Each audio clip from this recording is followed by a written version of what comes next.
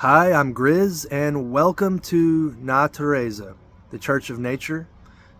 Natureza is nature in Portuguese. So, why we started this church?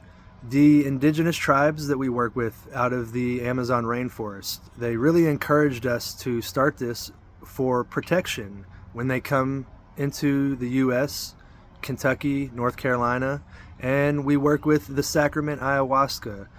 It protects the tribe and everyone that is a member of the church in ceremony. It also protects you as a member of the church working with the mushroom sacrament. As a member, this does not mean that you have to pray to a certain God. This does not require you to attend weekly services or to tithe a specific amount. But it does require you to